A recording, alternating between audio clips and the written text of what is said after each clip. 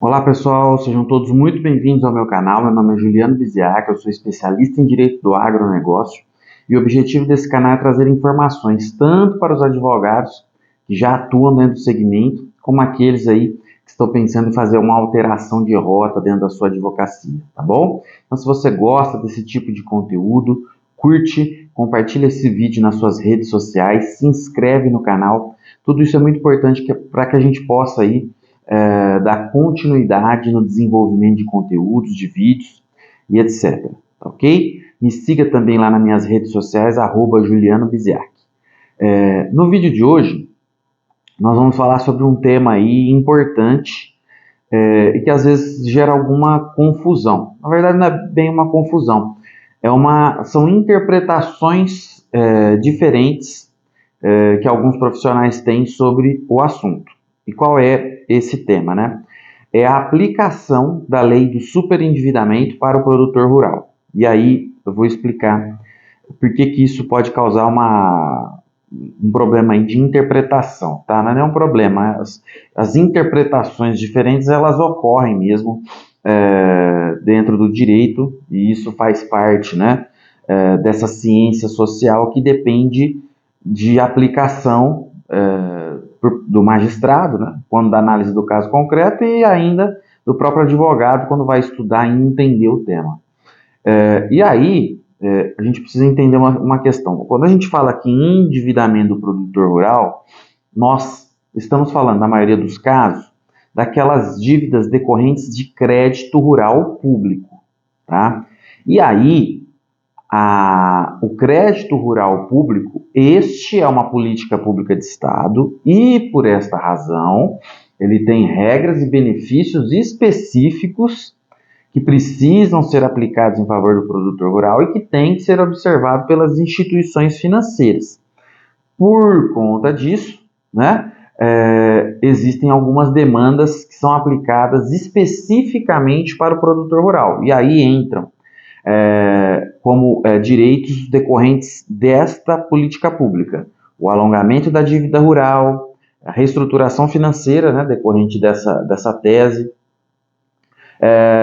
algumas defesas que são específicas por conta da formação do título executivo extrajudicial, a cédula de crédito rural, que tem encargos financeiros diferenciados que precisam ser observados pelas instituições financeiras, situação que pode gerar até mesmo a extinção do processo judicial. Então esse é um ponto.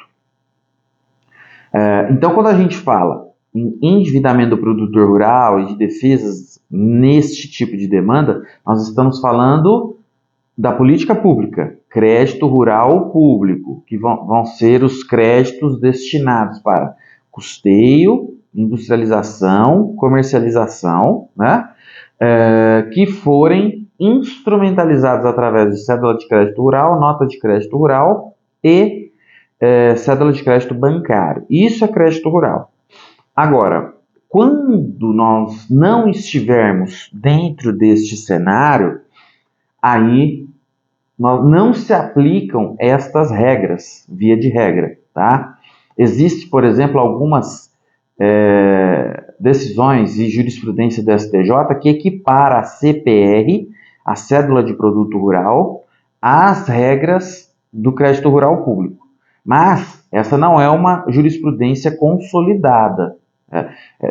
Existem decisões, algumas decisões nesse sentido, mas não é uma jurisprudência pacífica, portanto, difícil de ser aplicada nas instâncias inferiores, primeira e segunda instância. Por quê? Porque cédula de produto rural ela serve para instrumentalizar crédito rural privado e não crédito rural público, tá? Mais um ponto aqui que a gente precisa deixar claro. Por fim, quando o produtor ele entra num problema financeiro, normalmente ele não está apenas com problemas nas cédulas de crédito rural público, né? As cédulas de crédito rural, nota de crédito rural, cédula de crédito bancário, de operações de crédito rural público. Normalmente ele já tem problema com cartão de crédito, crédito pessoal, cheque especial e assim por diante.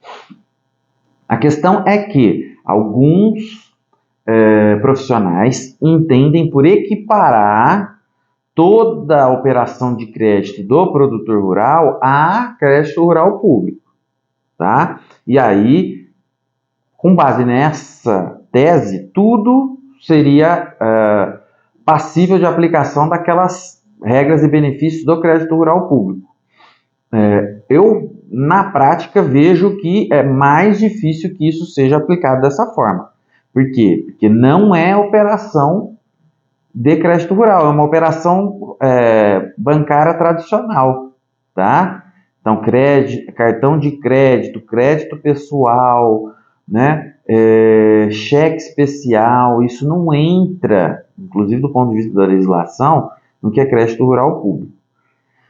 Então, da minha perspectiva, da minha interpretação, não é que o produtor rural fica desamparado nesses casos de crédito, de cartão de crédito, cheque especial e crédito pessoal. Neste tipo de situação, o que se aplica ao produtor rural é a legislação do superendividamento, que fez essa legislação, alterou o Código de Defesa do Consumidor e previu basicamente uma recuperação judicial do consumidor, principalmente quando estivermos diante de dívidas bancárias, tá? Então, nestas situações em que não se aplica a legislação do crédito rural, você pode utilizar em favor do produtor rural a legislação do superendividamento.